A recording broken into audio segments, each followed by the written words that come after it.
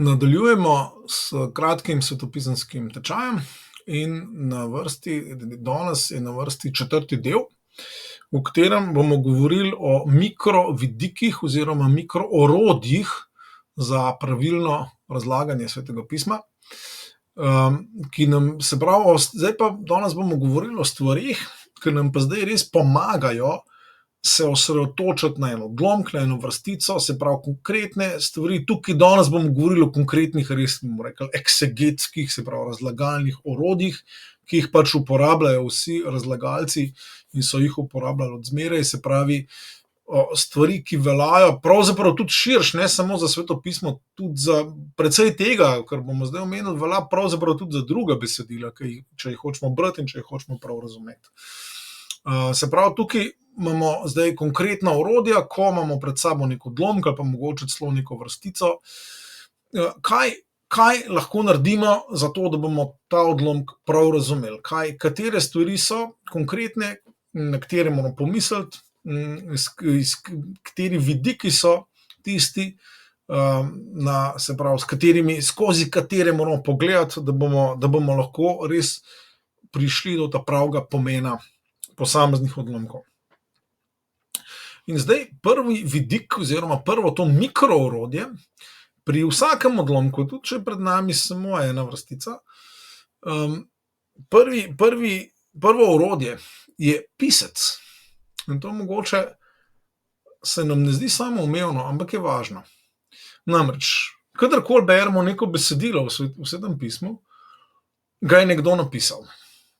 In to smo pa že na začetku rekli, da je tako, kot je Jezus popolnoma božanski in popolnoma človek, podobno malo tudi s Svetim pismom, navdihnjeno je od Boga, ampak pisali so ga konkretni, zelo konkretni ljudje. In navdihnjeni ni zbrisali njihovega karakterja, njihove kulture, njihovega ozadja, pričakovanj, želj in vsega tega. In se pravi, zdaj pri vsakem odlomku je za tem odlomkom oziroma pred tem odlomkom, če smo natančni, je pisec, nekdo, ki ga je napisal. In pri marsikaterih besedilih kar nekaj vemo o piscu, ne vsega, tudi če ne vemo točno, kdo je bil pisec, se vseeno precej da zvedeti o njem, če majčkeno prebrskamo, če se malo pogledamo kakšne komentarje, uvode in tako naprej. Se pravi, pri vsakem odlomku se moramo vprašati, kdo je pisec, kakšna je njegova zgodba.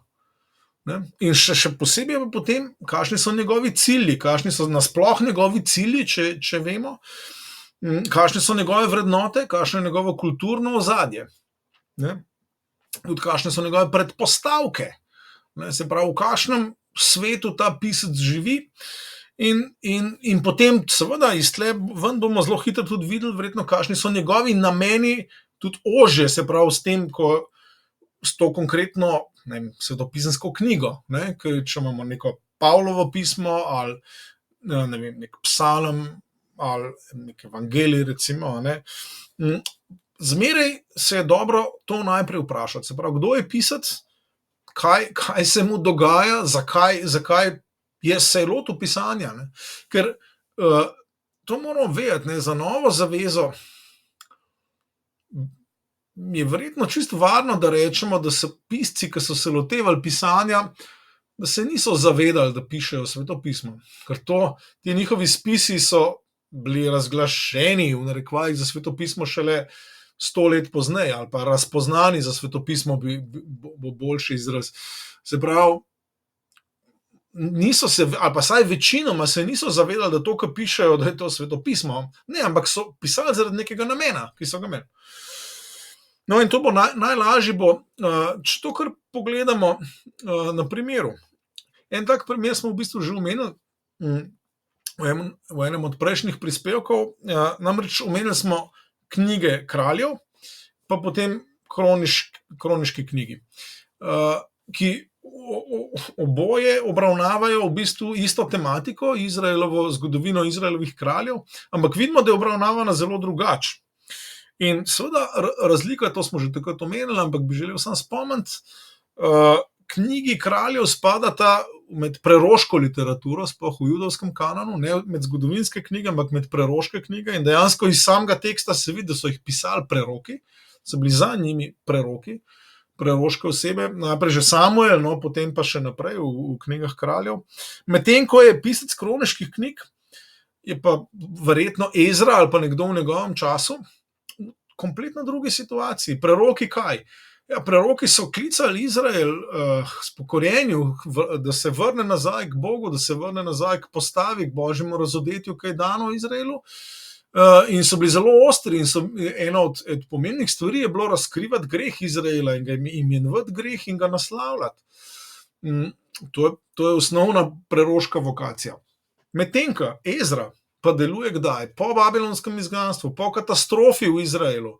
In njegova naloga je pa predvsem, da iz teh ruševin Izraela, ne, v tem porušenem ljudstvu, tudi moralno porušenem ljudstvu, ki je šlo skozi res katastrofo, travmatično katastrofo, da vzbudi upanje, ne, še zmeraj smo izvoljeno ljudstvo, še zmeraj je Bog, naš Bog, in nas ni zapustil, nas ni kompletno zavrgel.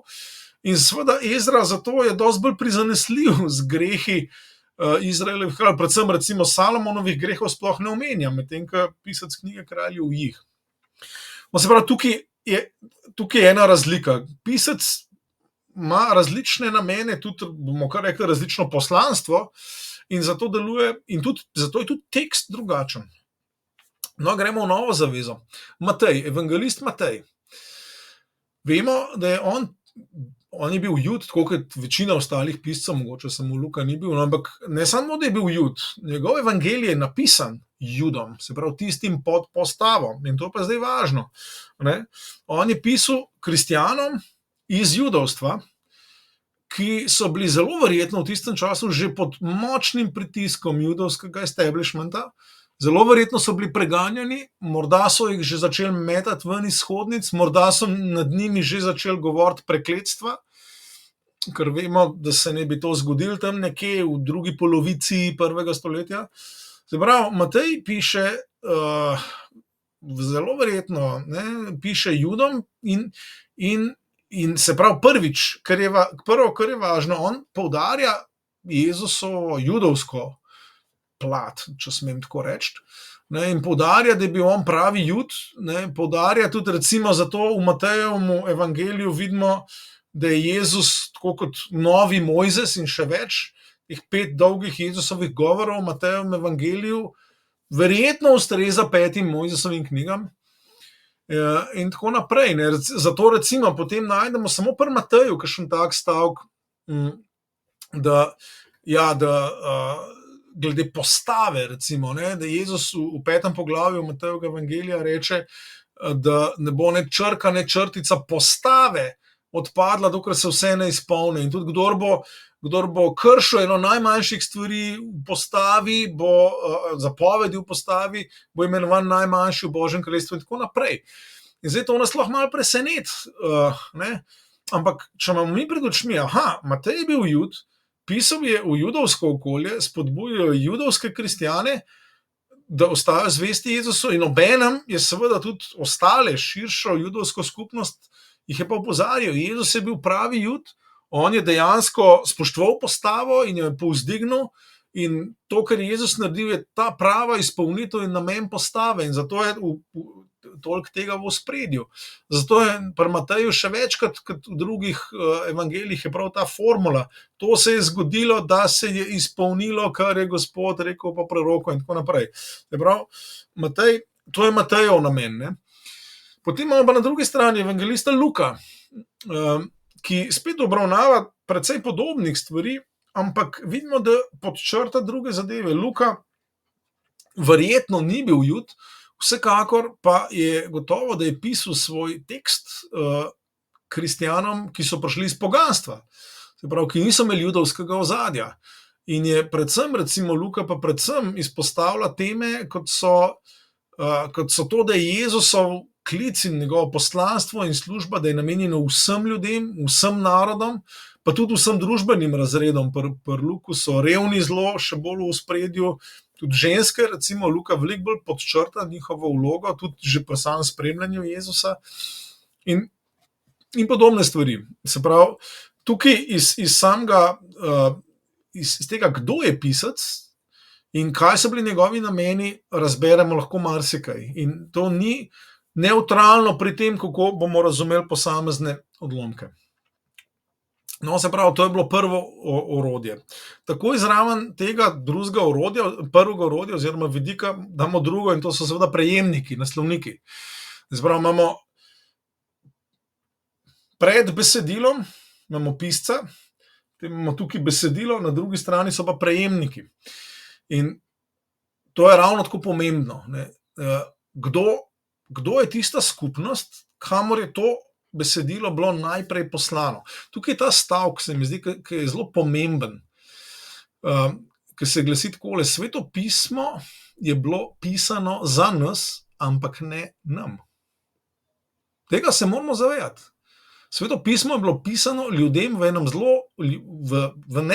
v različnih okoljih, ki so pa vsa seveda zelo, zelo druga od naših. Ločnost 2000 let, ločnost velike pač kulturne, geografske razdalje, svetovno-nazorske razdalje. Se pravi, razmišljati moramo, kdo so prejemniki, kako so te prejemniki gledali na svet, kako so si oni sploh predstavljali svet. Ne?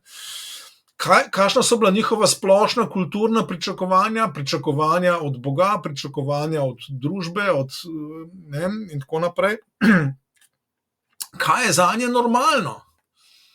Ker za mnoge od teh ljudi je bilo normalno nekaj drugega, kot je za nas normalno. Zato mimogrede, recimo, lahko najdemo v zgodbah v prvi Mojzesovi knjigi, predvsem recimo zgodbe, da si Abraham vzame še eno stransko ženo, pa ima z njo otroke. Danes se to sliši slabo, prešuštvo, nezvestoba, ampak v tisti kulturi je bilo to normalno.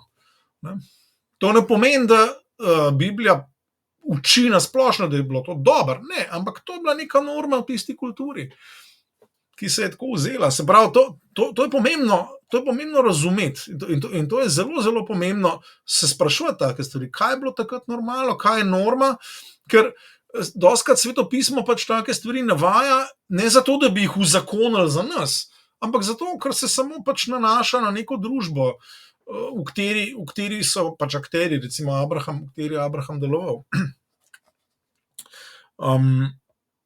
No, in potem pa, se pravi, splošno, kako je s prejemniki, kako so gledali na svet, kaj je bilo normalno, kakšna so bila njihova pričakovanja. Pa še tudi bolj konkretno zdaj, recimo, če imamo tukaj nek evangelij, recimo kar Matejev evangelij, kaj je bil problem teh naslovljencev Matejevega evangelija? Kot sem rekel, bili so verjetno preganjani pod pritiskom, rabili so spodbudo, oziroma če je pa Matej upal, da bo to bral tudi kakšen drug Jud, je pa seveda tukaj želel podčrtati tudi ta opozorila Jezusova. Tako da v Matejevem evangeliju najdemo veliko več takih, bomo rekli, bolj ostrih Jezusovih besed, sploh namenjenim Judom, pa judovskemu establishmentu. Če imam 23. poglavje, si preberite, pa boste takoj vedeli, o čem govorim. Kakšni so bili neposredni problemi tiste skupnosti, ki jim je bil tekst namenjen, kakšna so bila njihova pričakovanja, in spet ta pričakovanja so lahko bila zelo drugačna od naših. In to moramo upoštevati. Če bomo hoteli besedilo prav nanesti, aplicirati na našo situacijo. No, tukaj bom en pomemben primer navedel. Geneza, začetek prvih 11 poglavij Geneze, ki govori o stvarjenju sveta. Komu je bilo to namenjen? Oziroma, kako so ljudje, ki so prvič recimo dobili Genezo, jo brali ali slišali, kako so oni gledali na svet? Zelo, zelo drugače kot mi. Zdaj, zanimivo je, da vemo eno stvar, da v sorodnih ljudstvih, pri Babiloncih, recimo, v sosednjih ljudstvih, da so bila približno podobna poročila o stvarjenju, kot je v Genezi. Tako, na prvi pogled takoj vidiš, tukaj je neka literarna vzporednica. Se pravi, ljudje v tistem, na bližnjem vzhodnem področju, v tistem času, so si nastanek sveta predstavljali tako in tako in tako in tako. Zato so uporabljali mitološki jezik. In tukaj pa potem rata Geneza izredno zanimiva. Ker Geneza pa prvič, kaj vidimo? Uporablja podoben jezik, se pravi, govori v govorici, ki je ljudem znana, obenem pa nekatere bistvene elemente pa spremeni. Oziroma celo tako bi lahko rekli, da govori v mitološki govorici, ampak hkrati pa pripoved demitologizira, se pravi, vzame mitološko vsebino. V katerem smislu? Recimo te bližnjevzhodni epi in pripovedi o stvarjenju, jasno, tam nastopajo bogovi v množini in te recimo tudi naravne sile so tam vse razna božanstva, ki delujejo, ne. Medtem ko v Genezi se vidi, se pravi, zelo podobno je, ampak tukaj pa samo en bog. In vse naravne sile je Bog ustvaril, jih je on postavil, njemu služijo, niti ni razvidno, da bi bila to živa bitja, recimo sploh, kje neki bogovi. Ne, recimo govorimo o soncu, zvezdah in o takama, ne. O zemlji, ne. Tam v teh epih babilonskih so to vse razni, bog zemlje in tako naprej, ne. Tukaj, in se pravi, ne, zdaj, če mi želimo prav slišati sporočilo Geneze, ne, nam tukaj lahko zelo, zelo pomaga, da vidimo, kaj je bilo normalno za tiste ljudi v tistem času, kaj pa ni bilo normalno, kaj pa je tisto novo sporočilo, ki ga Geneza prinaša. In tukaj se pa tako jasno izstopi tole. En Bog je. On je vse ustvaril z enim redom, z eno lepoto. In človeka je postavil kot ne samo kot krono stvarstva, ampak kot svojo sliko, kot svojo podobo. Ne.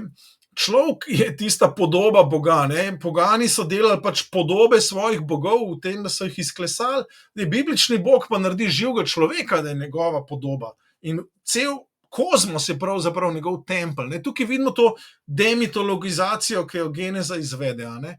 In to se mi zdi zelo pomembno, da znamo prav pristopati k besedilu, ne.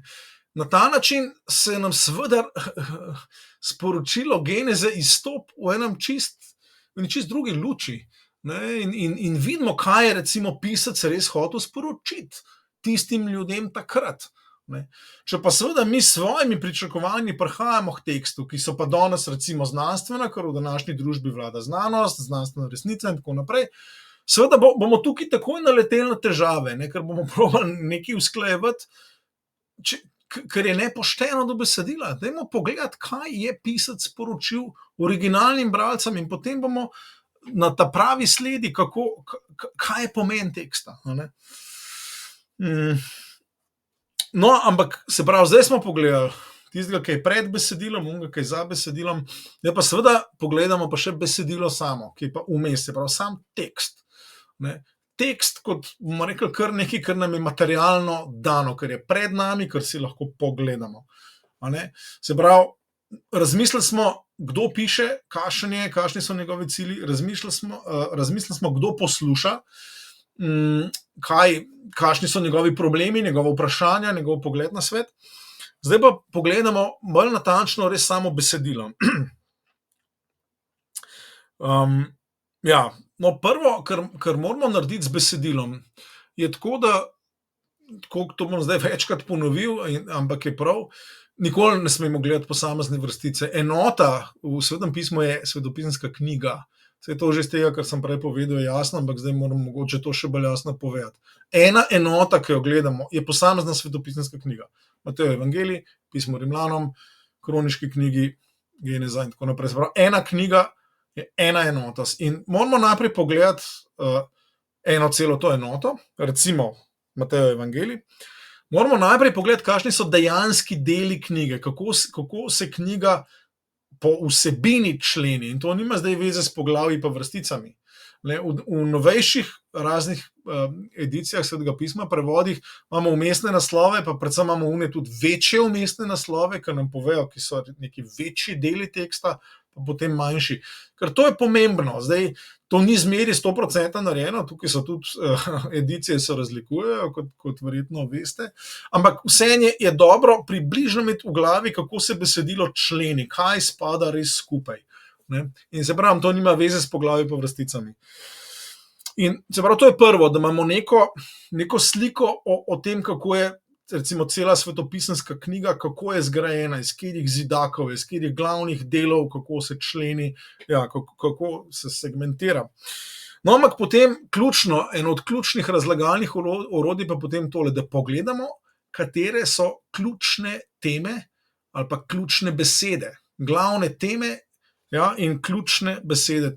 Zato si moramo pa vzeti malo časa, da besedilo mogoče večkrat preberemo, in da vidimo, katere teme se ponavljajo.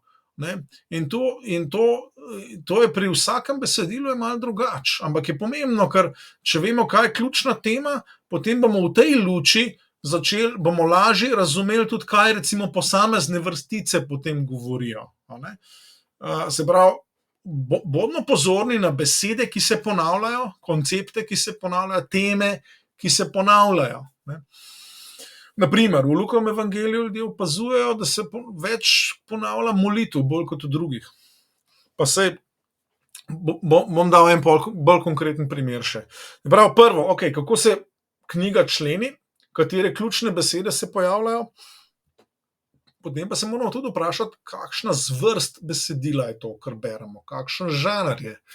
Ker pismo se bere drugače kot apokaliptičen tekst, kot je recimo Razodetje ali pa deli Danilove knjige. Ali pa spet drugače kot nek pravni tekst, kot so zakoni v Mojzesovih knjigah, ali pa še drugače kot neki rodovniki na začetku prve kroniške knjige, ali pa še drugače kot poezija, predvsem kot psalmi, recimo kot molitve, ali pa še drugače kot preroški teksti, ki so tudi neke vrste poezija, malo drugačni kot molitve. Se pravi, samo zvrst besedila moramo tudi upoštevati, ker tudi vsak žanr ima svoje zakonitosti, ki niso enake za vse. No in potem pa seveda, moramo biti pozorni na stvari, ki so implicitne v besedilu, se pravi, ki niso naravnost na glas izražene, da tako rečem, ampak so pa v ozadju. In pravzaprav to dobimo iz tistega, kar sem rekel prej, iz razmisleka pa raziskave o bralcih in o piscu, da vidimo neke predpostavke, kulturna pričakovanja ozadja. Ampak to seveda na to potem naletimo v samem besedilu na te stvari. No in dajmo si zdaj pogledati bolj natančno en primer, kako eno konkretno besedilo analiziramo po vseh teh 4 kriterijih. Se pravi, še enkrat kriterij. Členitev besedila, glavne teme, ključne besede, tretjič zvrst, četrtič zgodovinsko kulturno ozadje, ki vpliva na sporočilo. Poglejmo Pavlovo pismo Efežanom. Kar se tiče delitve segmentacije, je to ena mogoče lažjih knjig, ker se zelo natančno deli na 2 polovici. Prva 3 poglavja in druga 3 poglavja, se pravi poglavja 1 do 3, potem pa poglavja 4 do 6, tvorijo 2 lepi zaključeni enoti. V prvem polovici, se pravi poglavja 1 do 3, v njih Pavel razlaga evangelij, govori o razodetju Boga, se pravi razkriva to, kaj je Bog naredil, govori pravzaprav o znanju evangelij in ga razpakirava za svojo publiko. Se pravi, gre za evangelij in za vidike tega, kaj je Bog naredil v Kristusu. V drugem delu, od 4 do 6 poglavja, gre pa za prakso. Kaj zdaj to pomeni za nas v praksi? Ker je Bog to naredil v Kristusu, kako bomo mi zdaj živeli? In to je že važno, da vemo, da je stvar tako razdeljena. Recimo prvi del bi lahko pomanjkljivo, ampak recimo, da ga lahko imenujemo teoretični del, drugi del je pa praktični del. V prvem nam predstavi, kaj je Bog naredil, v drugem, kaj zdaj to zame pomeni v praksi. Pa ne samo zame, za nas, za našo skupnost, za vse kristjane, za vse učence. Se pravi, členitev je zelo jasna. No, poglejmo naprej ključne teme v pismu Efežanom, in to je pa že zanimivo. Najdemo recimo, pogosto se pojavlja beseda polnost, pleroma v grščini. Najdemo jo na 4 mestih in je to pomenljivo, ker ta beseda se drugače ne uporablja tako pogosto v Novi zavezi. Tukaj pa se.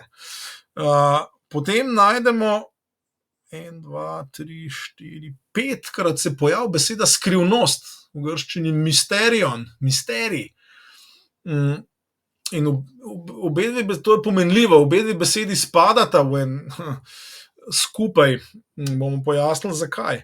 Recimo 9-krat se pa tudi pojavlja beseda cerkev in to ne kot ali pa vsaj večinoma ne kot lokalna skupnost, ampak dejansko cerkev kot celota, kot splošna cerkev, v kateri so vsi kristjani, vsi Jezusovi ljudje, vsi, ki verujejo v Jezusa, se pravi cerkev kot ta univerzalna cerkev, kot se reče.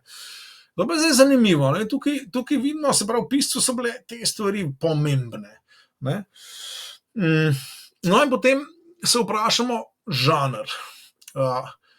Ja, to je pismo, kar ima pač na začetku ima nek uvod, na koncu ima pozdrave. Samo je pa zanimivo, ne, da tukaj pri tem pismu je zelo verjetno, da je to eno od redkih ali pa celo edino Pavlovo pismo s skupnostim, ki ni bilo dejansko namenjeno eni skupnosti, ampak je bilo bilo namenjeno splošno. Če vas to zanima, sem na svojem drugem blogu Zapiski v besedi sem en članek že zdavnaj napisal kot pismo Efežanom, kot pismo Laodikejcem oziroma Pavlovo pismo vsem kristjanom. Bom dal spodaj tudi link. Kjer se mi zdi, da se da zelo dobro pokazati, da to pismo ni bilo namenjeno sam skupnosti v Efezu, ampak predvsem različnim skupnostim na tistem področju. Se pravi, tukaj to ni neko osebno Pavlovo pismo, ampak je splošno. Se pravi, gre za pismo, ampak obenem se tudi zato mogoče se vidi ta lepa struktura. Tukaj ni šlo, Pavel ni reševal enega konkretnega problema. Ne, kot recimo v pismu Kološanom, ki je zelo sorodno pismo Efežanom, Pavel dejansko rešuje en problem v skupnosti v Kolosah. Tukaj pa ne. In tukaj pa Pavel, v bistvu imamo primer splošnega Pavlovega teksta, tako rečem. Evangelij, praksa, na splošno oboje. Ne. To je spet mogoče pomembno, da imamo pred očmi. No. Potem je pa zdaj ta kulturno okolje. Tukaj to se tiče seveda prejemnikov, ampak izhaja pa tudi same vsebine. Ne? Te dva pojma, ki sem jih omenil, pleroma, polnost, pa misterij, skrivnost. Ne? Tukaj gre za žargon iz raznih misterijskih kultov, ki so v tistem času cveteli na tem področju. Ne? Mitrov kult je bil en od teh, pa gotovo so bili še drugi. In to je ljudi... Ja, to je ljudi privlačilo. Ne. Se pravi, nek tak kult, nek napol gnostičen ali kaj podobnega, nek tak kult je obstajal na tem področju, to se bolj jasno vidi dejansko iz pisma Kološanom. Ampak kaj zdaj Pavel naredi? To je zelo zanimivo. Ne. Pavel v bistvu vzame žargon tega kulta, pa reče, to, kar vi iščete tam v unem kultu, to v mestu znanjem v polnosti, to je v Kristusu v resnici. To vi nimate tega tam. To je tukaj, to je v mojem evangeliju, imate ta pravo skrivnost, ta prav misterij, on je Kristus sam. Ja? In v njem je vsa pleroma, vsa polnost, tisto, kar vi iščete v svojih, ne vem, skrivnih, elitnih iniciacijah, obredih, to je v Kristusu. Ne? Se pravi, ja, te ključne teme nas opozorijo, ključne besede nas opozorijo, kaj se dogaja v tekstu, kaj je v širšem smislu bil recimo problem, ali pa tudi, ki je Pavel videl en dober izziv, kako oznanjati evangelij na tem področju. Danes se zelo hitro ponujajo vzporednice z raznimi novodobnimi gibanji, pa z izrazoslovjem, ki ga imajo oni. Ampak tle vidimo, kako je Pavel oznanjal, mimogrede, on se ni bal prevzeti besedišča enega zelo spornega kulta ali pa kultov različnih in ga uporabil, je to, kar vi v resnici iščete, to je evangelij, to je Kristus, to je Božje kraljestvo. To je v Mesiju, to je v njem.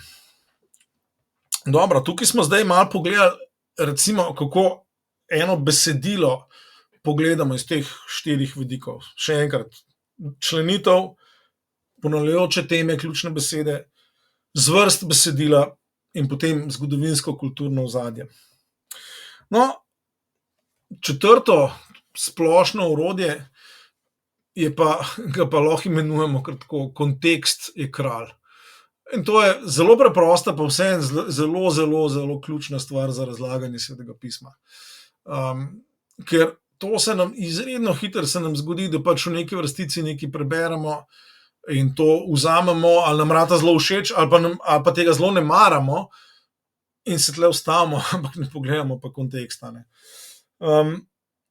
Omenil sem že in zdaj bom še enkrat omenil, vedno moramo brati daljše dele. Saj celo poglavje, ali pa še rajš celo knjigo. Tako je bilo originalno zamišljeno. Ta besedila so bila originalna, saj recimo Pavlova pisma so bila gotovo namenjena, da jih poslušalci poslušajo v enem kosu. Kot pismo Rimljanom, pa ostala pisma. To je pač, nekdo je prišel v neko skupnost v Tesalonikov, v Solun in je prebral pismo od začetka do konca. Nekateri zagovarjajo tudi, da so celo evangelije tako brali. Recimo Markov evangelij ne bi bil namenjen takemu branju v enem kosu. Se pravi, tukaj gre mečkaj za navodila za uporabo, pravzaprav. Te teksti so se uporabljali tako. Ja, mi radi ven zberemo kakšne vrstice, ki nas zelo nagovorijo in tako naprej. V redu, prav, ampak dajmo se zavedati, da je to sekundarna raba. To ni ta prava primarna raba teh tekstov. Ja. Se pravi, vedno gledamo na daljše dele. In naprej, zavedati se moramo, da besede, da same po sebi nimajo veliko pomena, ampak ga dobijo samo v kontekstu. Beseda za tekst, besedilo tekst je dejansko istega korena kot tkanje. Se pravi, tekst je preplet teh mnogih besed in šele skupaj dajo te besede pomen. Ja? In preprosto dejstvo je, da ogromno lažnih naukov v krščanstvu izhaja iz tega, da so ljudje izolirali posamezne besede, posamezne vrstice ali pa fraze in potem so se z njimi igrali tako kot z Lego kockami. Tlele sem vzel 2, pa še tle, tole tako sestavil, še tam imam nekaj, še to bom tle prelepo zraven. Samo to tako ne gre. S besedami Svetega pisma ne moramo delati tako kot z Lego kockami. Ne gre tako. Ampak jih moramo zmeri brati v širšem sobesedilu, v kontekstu. Ker namreč, če gremo na princip Lego kocka, tle imam par besed, tle imam še par, dajmo sestaviti. Na ta način se da iz Svetega pisma dokazati vse, karkoli hočeš. Že samo zato, ker je Sveto pismo ogromna knjiga in je v njej ogromno enih informacij, se pač jih da sestaviti na različne načine, ampak to ni ta prav pristop. Ta prav pristop je upoštevanje celote, širše celote. Tukaj bom dal 2 primera. In en je bil kar v bistvu iz naše hišne cerkve, zdaj zadnji teden. Smo brali začetek 15. poglavja v prvem pismu Korinčanom. In v drugi vrstici beremo tako, v tem smislu Pavel pravi, oznanil sem vam evangelij, in ste na poti odrešenja, če se držite tega, kar sem vam oznanil, ali pa ste vero sprejeli brez veze. To je v drugi vrstici. In zdaj, če na hitro preberemo, je zanimivo, nekateri v skupnosti so takoj dobili vtis, pa ne vem, če izpolnjujem vse, kar je Bog zapovedal, vse, kar mi je bilo rečeno. In dobi se hiter vtis, če pogledamo samo to vrstico, a sem jaz res odrešen, a sem na poti rešitve ali ne, jaz ne izpolnjujem vsega. No, ampak potem sem jaz preprosto rekel, dajmo pogledati, kakšen je kontekst te vrstice. In zdaj, seveda, čim pa prebereš malo naprej, tukaj v tem primeru treba brati naprej odlomek, ker te vrstice so na začetku enega daljšega, to je spet govorimo o segmentaciji, prav s prvo vrstico 15. poglavja se začne nov daljši odlomek prvega pisma Korinčanom. In če pogledamo ves ta odlomek, takoj vidimo, zakaj je Pavel to napisal in zakaj je šlo. Šlo je za to, da v tej korinski skupnosti so nekateri ljudje trdili, da ni vstajenja od mrtvih. In potem, to vidimo iz nadaljevanja, in seveda, če gremo nazaj na začetek, potem takoj tudi razumemo, zakaj Pavel prvič sam govori res o evangeliju, ki ga je oznanil, ne govori zdaj o vseh možnih zapovedih, govori o evangeliju in pravi, če se držite tega, ste na poti odrešitve. In potem takoj v vrsticah 3 pa 4 Pavel na kratko povzame evangelij, pravi, Kristus je umrl za nas, bil pokopan, vstal je od mrtvih po pričevanju pisma. Se pravi, Pavel opozarja na to, da če se ne držimo tega najbolj osnovnega evangelija, ne, pol nismo na poti rešitve. Če ne verjamemo, da je Jezus ostal od mrtvih, potem ne moramo imeti gotovosti od rešenja. Ker o tem tukaj takoj vidimo, kako kontekst izredno lepo razčisti nepotrebne dvome in jasno posveti v to, zakaj res gre tukaj v besedilu. Se pravi, ker je sestavni del osnovnega evangelija vstajenje od mrtvih in če zavračamo to, seveda, pa nismo na poti rešitve. In tukaj potem razumemo Pavlov res mogoče na prvi pogled majčkeno ostro izražanje v drugi vrstici. Potem bom pa še en težji primer navedel, to pa je iz Markovega evangelija. Je pa tako, na nekaterih mestih Markovega evangelija, na dveh konkretno, v recimo Marko 10:18, Jezus mladeniču, ki pride, mu reče dobri učitelj, Jezus mu odgovori, kaj mi praviš, da sem dober, samo Bog je dober. In potem v 13. poglavju 32. vrstica Jezus govori in pravi, da za uro prihoda ne vejo niti angeli, niti sin, samo oče. Zdaj, če to tako preberemo, se nam lahko zdi, da ta mesta govorijo, da Jezus ni Bog. Ker Bog ne bi vseveden, Jezus tam izrecno pravi, da ni. Da ne ve, da sin tega ne ve. Kaj zdaj? Kaj s tem? Tukaj pa treba iti natančno brati ves Markov evangelij. In jaz sem, to omenjam zato, ker sem se tega pred časom tudi lotil, to je pa še en moj članek, ki je pa na mojem tem, ta glavnem blogu, je pa Markova implicitna kristologija, bom tudi dal link. In tam je pa zanimivo, ko pa pogledamo celoto Markovega evangelija, pa najdemo mesto za mestom, za mestom, za mestom, kjer Marko na načine, ki sploh niso nujni, skozi namiguje na Jezusovo božanstvo. Recimo tam ko Jezus pomnoži kruh. Tik pred tem Marko pravi, da so se Jezusu zdele množice ovce brez pastirja. Takoj zatem jih on posadi, da sedijo na zeleni travi. Ker za samo pripoved ne ve, zakaj zelena trava. In on jih nahrani tam. Gremo gledati Psalm 23. Gospod je moj pastir, daje mi počitka na zelenih pašnikih in tako. In spet v grščini, če gremo v grški prevod Svetega pisma, gre tukaj za dobesedno ujemanje. Marko zanalaš vleče vzporednico. Oni so ovce brez pastirja in tle pa zdaj pride pastir, ta pravi pastir, ki so ga pa seveda tudi že napovedali preroki in Jeremija in Ezekiel. V bistvu Ezekiel celo tako pove, da ker so Izraelovi pastirji za nič, bo on sam, Jahve, Bog, on sam bo pastir ovcam. In teh mest je še več, lahko si pogledate tisti članek, ampak hočem reči, celota Markovega evangelija pokaže, da se Marko, da vsekakor hoče sporočiti svojim bralcem, da Jezus je popolnoma božanski. In zdaj seveda, tukaj potem lahko razširimo tudi to vprašanje takole, zdaj, zdaj imamo Markov evangelij, ampak potem imamo pa tukaj druga mesta v Novi zavezi, ki pa tudi eksplicitno govorijo, da je Jezus Bog. Predvsem v Janezovem evangeliju, začetek Janezovega evangelija, v začetku je bila beseda, beseda je bila pri Bogu, beseda je bila Bog. Na koncu Janezovega evangelija spet Tomaž reče, moj Gospod in moj Bog. Na koncu prvega Janezovega pisma beremo o Jezusu, da je on resnični Bog. Potem pa še tretje pa najdemo, recimo v drugem poglavju pisma Filipljanom, pa najdemo mesto, ki nam pa tudi pojasni tole hecno stvar v Marku. To je ta himna, ki jo navaja Pavel, verjetno je bila že pred Pavlom, Pavel je samo navaja od 6. do 11. vrstice o Jezusovem mesijevem ponižanju in poveličanju. Prav, da on je bil v naravi Boga, ampak se je izpraznil svojega božanstva in je bil med nami kot človek, celo kot suženj, umrl bedne smrti in tako naprej. In ravno ta tekst, pa nam pomaga razumeti, zakaj Jezus na enih mestih v Marku dejansko tako govori. On se je izpraznil svojega božanstva, on je hotel nastopati kot Bog.